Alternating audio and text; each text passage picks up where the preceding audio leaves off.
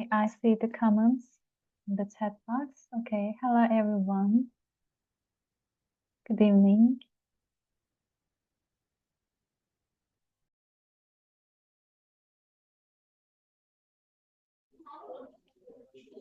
Interesting topic, Hello, Gita. nice to meet Thank you. you.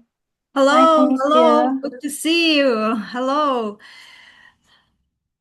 Hello, dear all. Happy New Year to everybody who is joining EWB Thursday webinar series in 2026. And we are so excited to see all of you and to welcome everybody to our webinar. And today we are so happy to host our speaker today. Our speaker, she's from Turkey.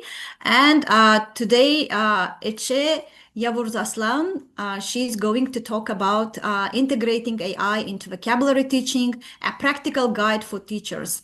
And Ece is for the first time our speaker. And for those of you who is seeing Ece for the first time, so please be informed that she is a graduate of the Department of English Language Teaching of Adnan Menderes University. She has participated in international projects focused on the use of VR and AR in education. She worked as an English language teacher at TED Edge College, where she contributed to both international and in-house projects including digital citizenship and well-being, AI and education, integrating AI, all 17 United Nations Sustainable Goals and social emotional learning, and the TED Ambassador Project. She completed the SEED TESOL course as a U.S. Embassy RELAW Scholar. Currently, she serves as community lead in the Open Alumni Community of Practice and is a member of the TESOL Turkey Promotion Council.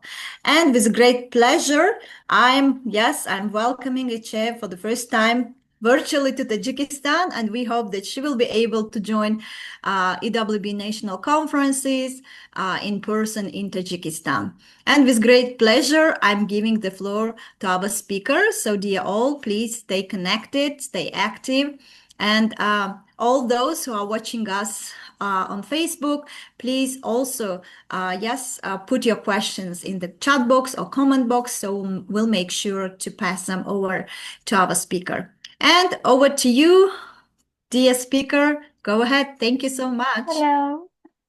Thank you for having me. It's an honor to be here. And today we're going to talk about integrating AI into vocabulary teaching. And I will be sharing some practical ideas. Let me share my screen and please let me know if you can see my presentation. Okay, perfect then. Okay. And now let me, okay, adjust it. All right.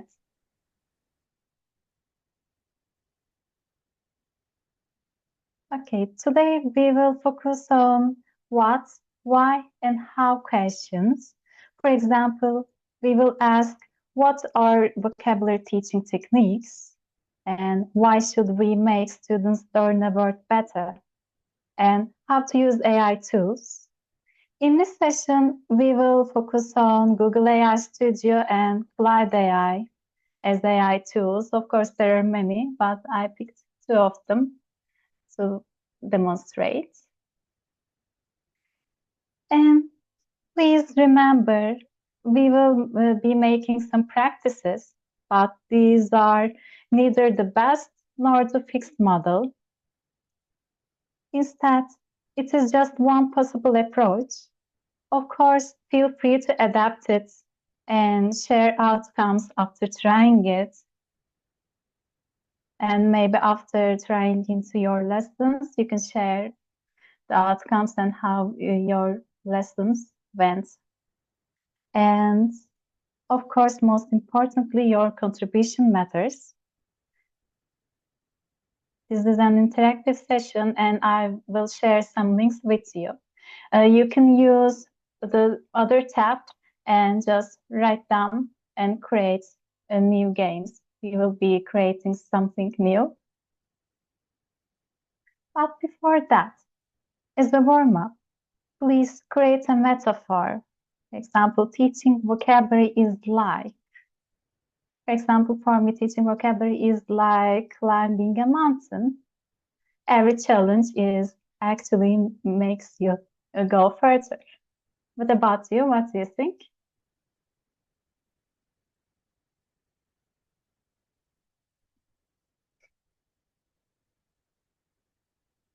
Let me check the chat box.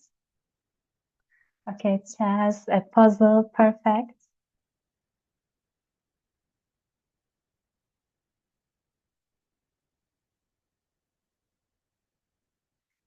Chess is a good idea.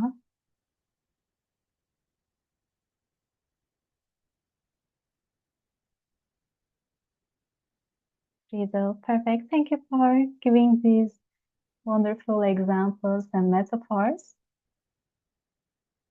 Okay, we can move on to what question then? Okay, as we all know, vocabulary is the word, and lexical items mean words with specific meanings. Actually, I attached this picture to give an example. In this picture, we see gloves right here. So let's choose gloves as a vocabulary. It's winter time, so we wear gloves for warmth, right? This idea actually refers to lexical items. And our collocation is wearing gloves.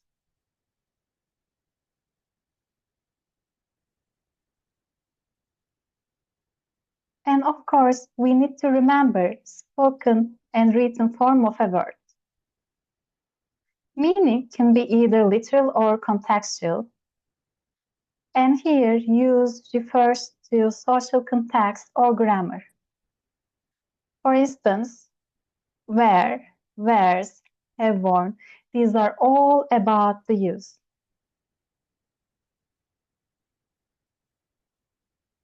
And I want to introduce explicit and implicit teaching. There are two approaches to teach vocabulary. The first one is explicit teaching. As teachers, we remain in the center and demonstrate the meaning, form, and use directly here. It is best for top-down practices. Meanwhile, implicit teaching is a gradual process, and repeated encounters are important. Learning a vocabulary as byproduct means we learn new words unintentionally while listening or reading. And it is best for bottom-up practices. In implicit teaching, we make students recognize the words. And it is best for teaching pronunciation and the word stress, actually. Okay, now I want to show you a game. I created it using Cloud AI. So please tell me if it is best for explicit or implicit teaching. So let me show you. Okay, this is our game. Imagine the teacher gives this context and asks multiple choice questions. Here, this is our context. You can read it here, I hope. Okay, and here is the dialogue. Okay, let's give a correct answer and choose ancient here.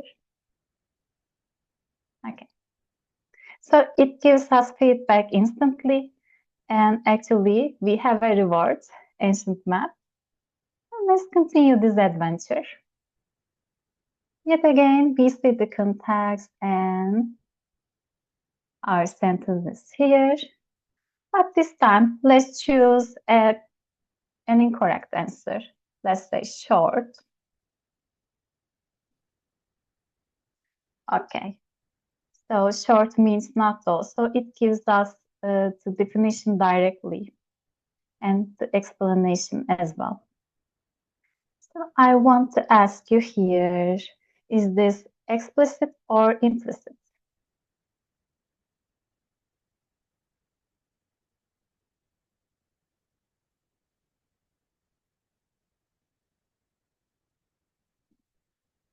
Okay, let me check the chat box.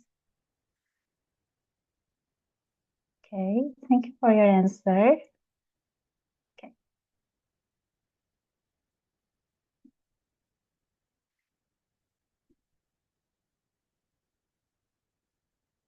Okay, thank you. Yes, we make students recognize their own mistakes, right? Okay, thank you for your answers. You're doing well. And now I want to go back to our presentation.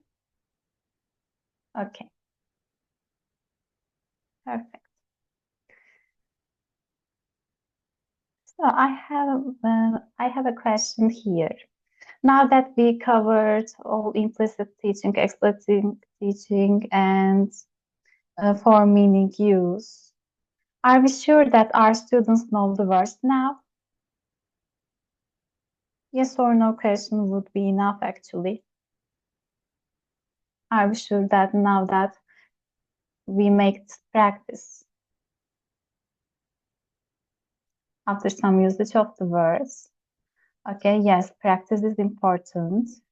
Yes, they guess. But I believe we can widen it, right? I mean, we just make them choose the words and okay. Thank you for your answers. All right, actually, okay, thank you. Thank you for your answers and contribution. Actually, the reason I wanted to ask this question is that to explain why go beyond definition. So we should go beyond definition because students need to understand both receptive and productive knowledge. As you know, receptive knowledge is about understanding a world while hearing or reading, whereas productive knowledge is about expressing ourselves through speaking or writing. So we need to make students understand both to know a word. And of course, why integrate AI? Of course, there are so many benefits. It saves teachers' time, it increases student engagement, and you can see all the benefits here, of course. You can give more examples. Okay.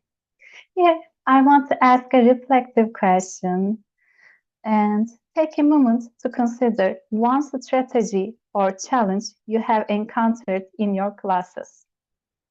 Just you don't need to type it and just think of it. Of course, you can think of the vocabulary teaching practices or your students' level, age, everything while thinking of it.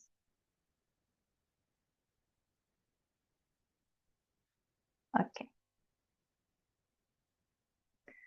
So here, there are a lot of vocabulary teaching techniques like gap fill and multiple choice, as we did just now. But I want to focus on the following techniques as well. Let's start with the semantic mapping. To create a semantic map, place a word in the center, then add branches for the related words. For example, if you place traveling in the center, you might add a branch for plane tickets or tourists or landmarks, for example. In contextualization, vocabulary is never taught in isolation. Instead, we introduce words within meaningful sentences or stories.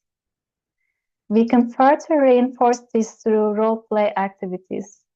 I actually use it a lot with my 7th grade students, and they create dialogues while using the target vocabularies. So it is very useful. And in word formation analysis, we work with a specific route to identify word families and create new words. You can see the example here: communicate, communication, and communicative.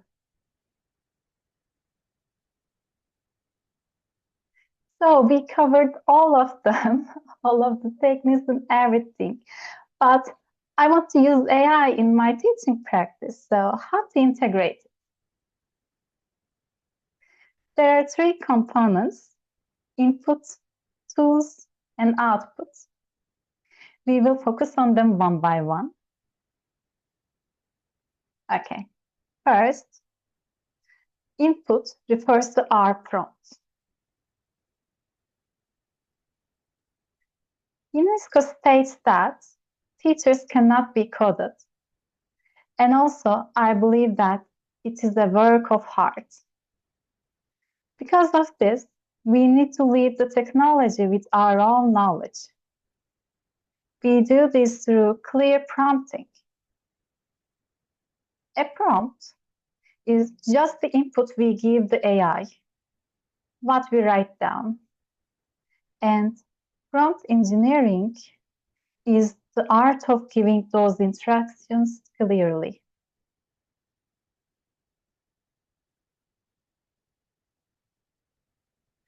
I want to share this framework to help you craft effective prompts. Actually, I'm a collaborator of AI in education at Oxford University, and I designed it based on the insight from this research hub. Firstly, we need to decide on the AI's role. For example, if we want to create a storybook, the AI tool should act as a writer, right? The second one is to consider context. We should give details of our students' language level and age.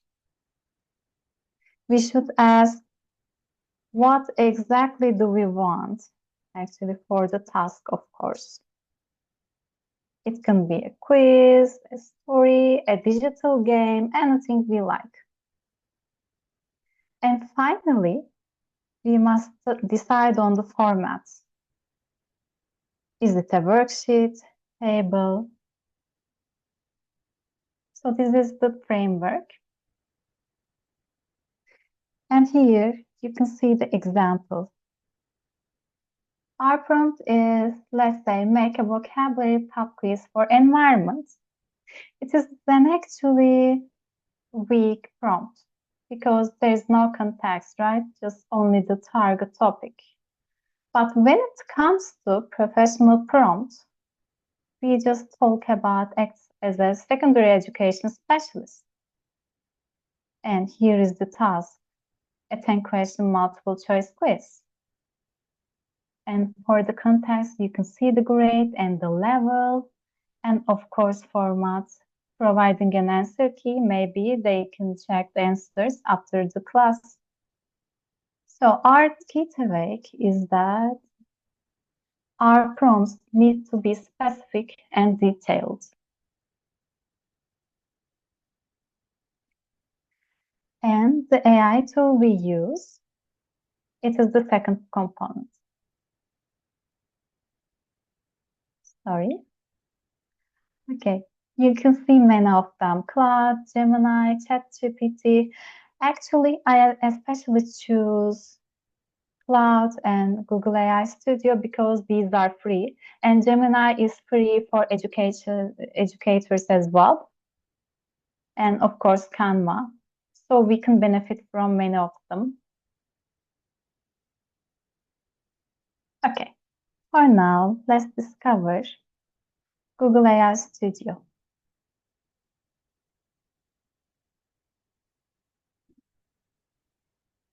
Okay, I hope you can see my screen here. Okay. It is actually an app builder and you don't need to know about coding. And you can just write down your idea here. Let's create an app together. It would be fun. And let's say, let's create a Jeopardy game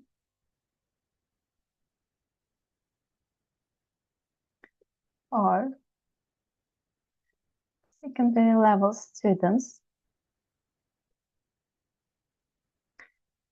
age, not age, but their level is.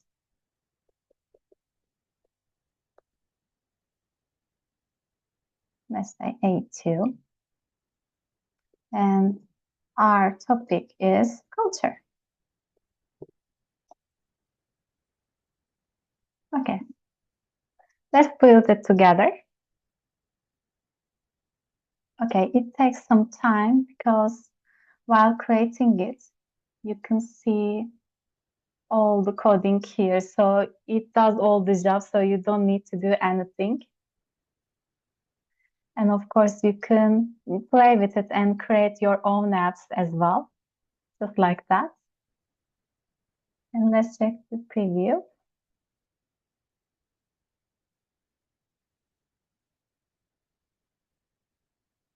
Okay, so culture, Jeopardy. And here are the teams. And let's start again. It generates the board here. And of course, you can change anything here. You can add new options, or you can add rewards, everything. Here you see the food festival landmarks, and you can make students to choose them. Correct, incorrect, like that. Okay, it is just one example. But for this session, I actually generated an app. And it is here. Okay.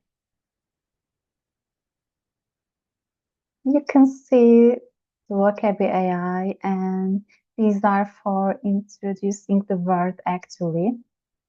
I use it for my lessons as well. And let's choose the target word of the day. When you press it, it generates and it will give the word of the day. Let's wait a while. Okay. You can see the meaning here, the literal dictionary meaning and the word families. So it is best for explicit teaching. And synonyms, antonyms, collocations, and of course anticipated difficulties here, some teaching strategy, an example. But I want to check my students' sentences. For that, actually here,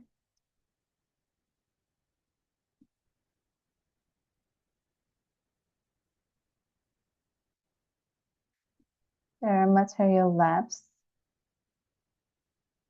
and use the check. Okay. So here you can just copy and paste all the essay for your students, and it gives you an instant feedback. So you can use that. Or the lesson planner. You can actually write down the topic, choose your level and everything. And as for the AI prompt code, for example, we talked about the framework, right? So let's take a moment and go back to our presentation. Okay, here is our big prompt, right? So let's see the feedback. And of course, you can use it for your own lessons as well. So for example, it says learn the language level. You just need to write it down. That's all. And actually material developer lab. And you can see the flashcards here, worksheet, pop quiz, semantic map, and every kind of tool. And if you want to investigate further, of course, I can share it on the chat box here. I see the question, but for now, let's focus on the presentation. But after that, in the question and answer part, I will answer this. Okay.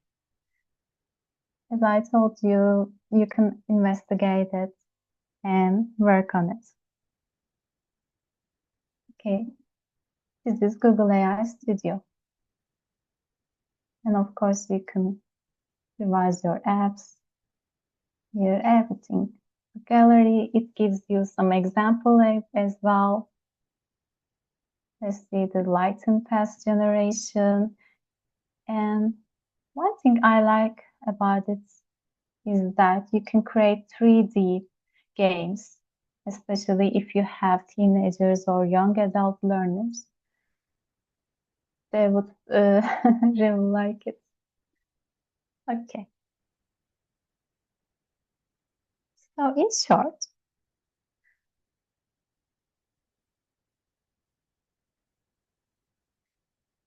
it is the Google AI Studio. Okay. Let's go back to our presentation. And of course, this is actually just a reflection. This is just for reflection. So you can just think of it. A word that you will teach tomorrow, and you can decide on your teaching. Then you can actually choose your task, your material.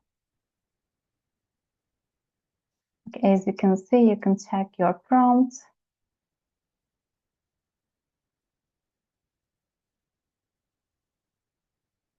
Okay. So could you please write down the vocabulary you choose and the materials you would create for this app? And one word to describe this app is another option. Just choose one of these questions and give me an answer. For example, how would you use this app for?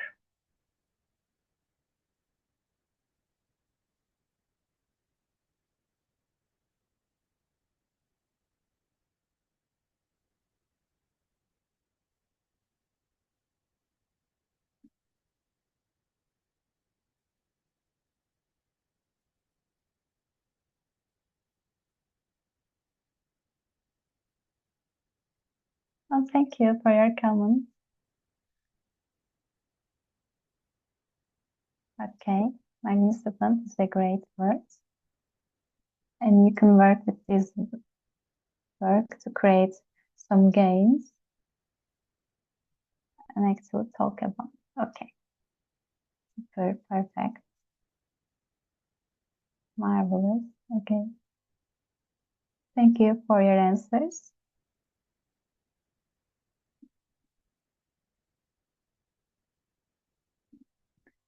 And okay, let's move on to output. Okay, actually, the material we generate is our output, which is the final component. For example, remember this is also an output.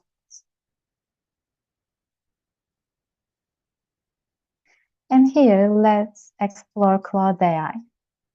Actually, as I mentioned, it is a free app as well. And let me show you the app. Okay. Okay, you can see it here and you can prompt. You can see the sidebar on the left.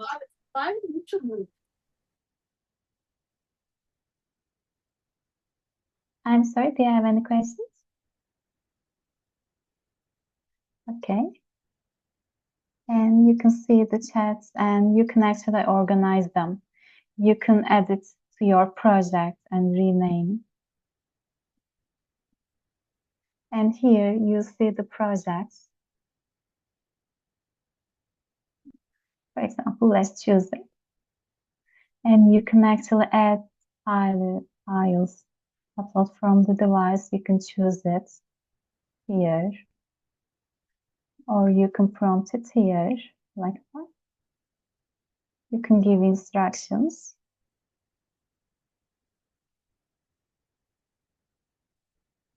Okay, But I want to mention artifacts here. It is actually a gem for me because I was struggling to create something new, and it takes time to design a material. So it saves my time. And you can see some ideas, just like brainstorm idea generator and the flashcards as well. Also, I want to show you, okay, word cloud maker, for example. Okay, so let's design a word cloud maker as an example. For it, we need a reading text.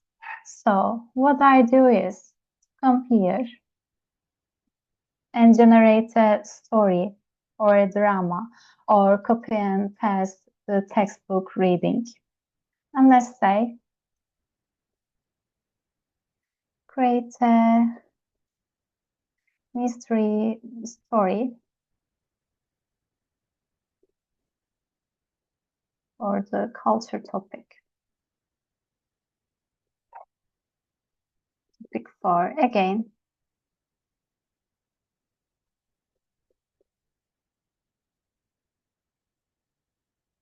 Scholars, and they are K2 learners. Of course, you can change it, like you can write down the primary or young adults at university level. Just let's create it as an example.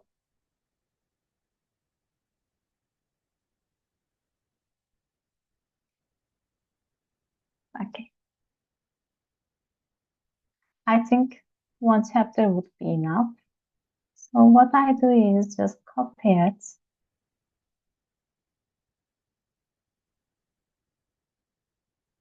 and go back to the artifact.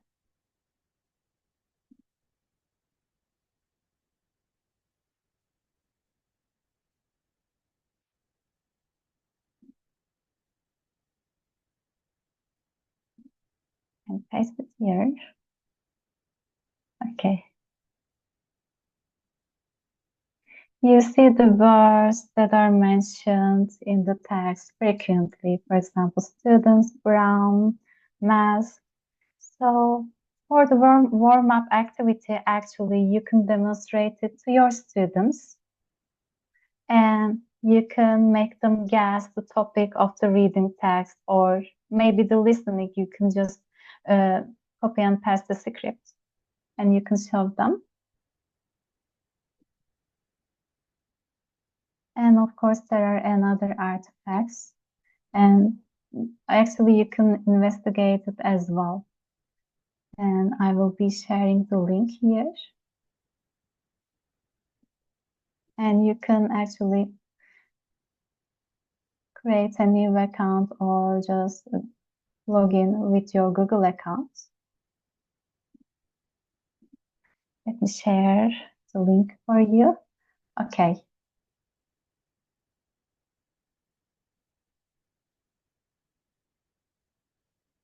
Okay. I see a question. Okay, question and answer part, I will answer it. Okay, then.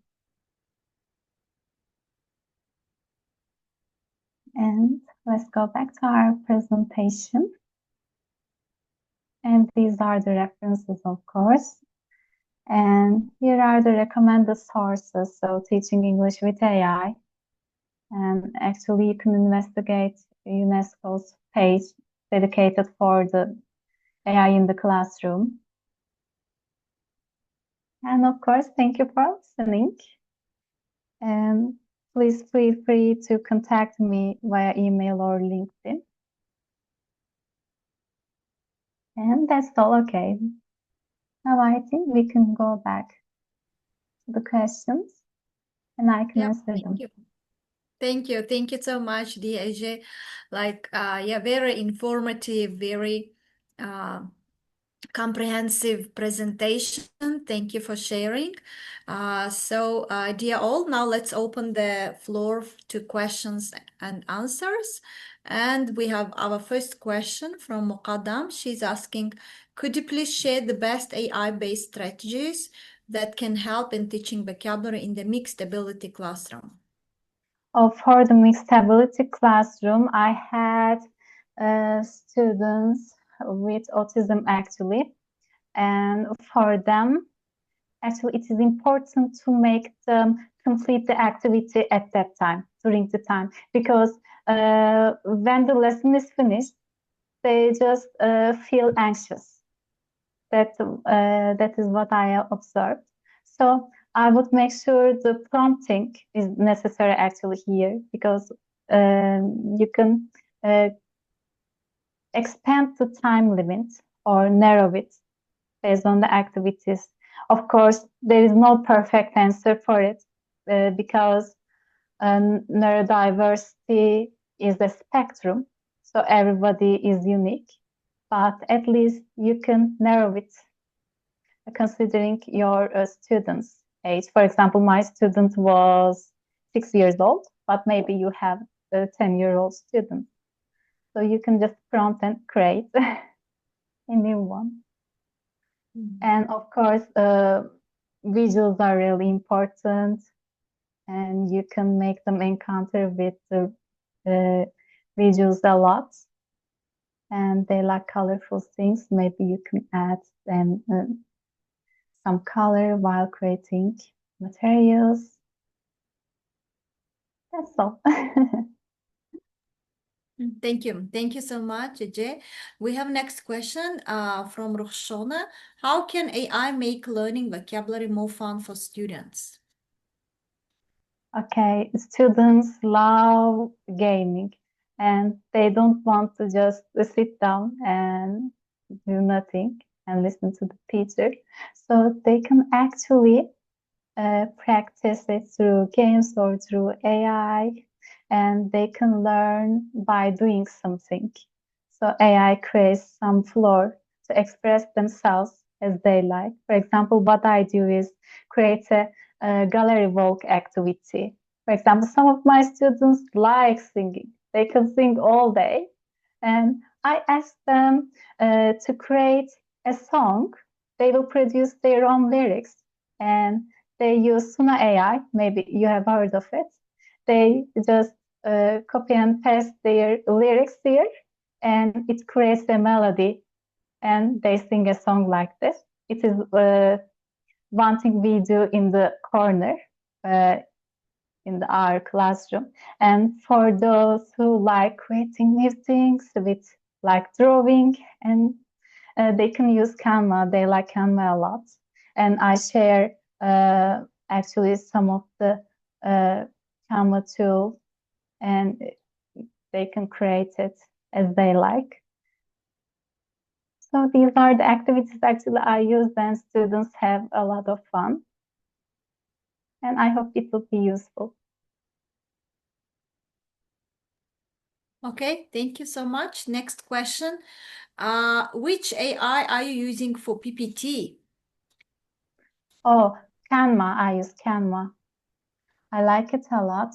And for teachers, of course, it is free, so it is very, very useful. Once you prove you're a teacher, for example, I uploaded some documents and sent them an email, and they gave me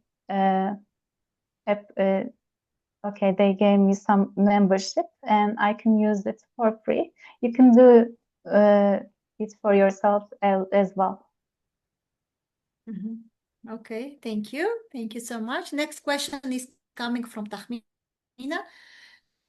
She's saying, can we use AI to help students analyze their own mistakes to find patterns in their learning? Of course, it is actually a great question for learner autonomy. Students like noticing their mistakes, but age is very important.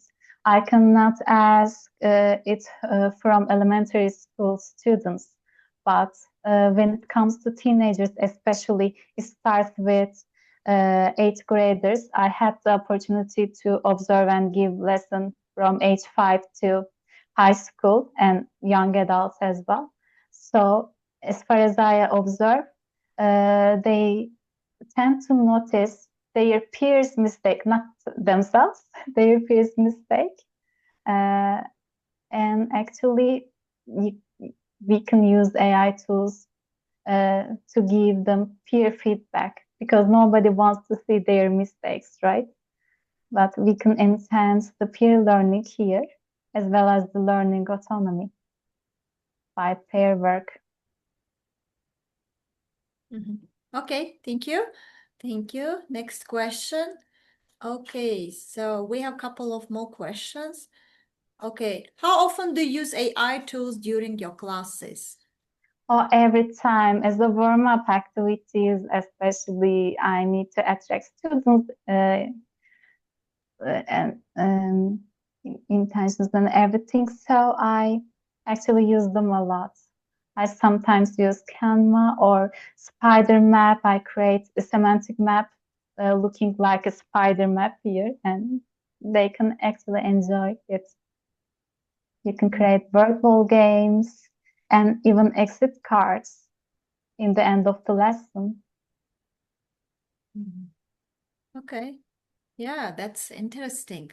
Okay, so what old vocabulary homework assignments are now completely obsolete? Could you please repeat that question?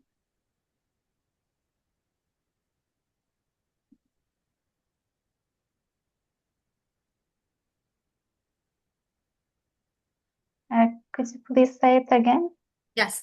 What old vocabulary homework assignments are now completely obsolete, like old, like, they are no longer, usable. Okay, for the homework, I don't prefer using AI tools actually because there are actually pros, but there are cons as well. They are great. How can I say? Students cannot focus on one thing while exploring AI, and sometimes they use it to cheat. And for homework, I avoid giving the AI tool. Okay, yeah, that's interesting. So, could you please recommend one for creating games? I mean, probably Sabrina so is meaning AI. Yeah, if I'm not mistaken. Could you please recommend one for creating games? AI, maybe, I guess. Using AI, actually, you can create maze games and Jeopardy, as I showed you, and anything. You can come up with a new ideas and ask it. As I told you, just write them on Cloud AI or uh, just AI Studio, and it gives you a wide range of options.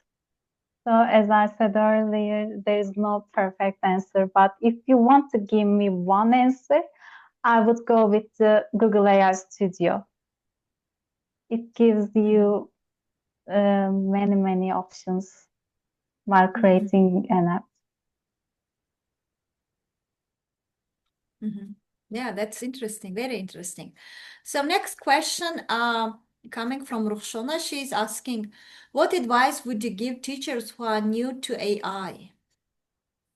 For new to AI, just there are many developments when it comes to AI, and I cannot catch up with them personally. And of course, I see some, for example, more experienced teachers struggling with it as well. So my recommendation would be just know about your teaching context first. Think of your students and ask yourself, what do they need?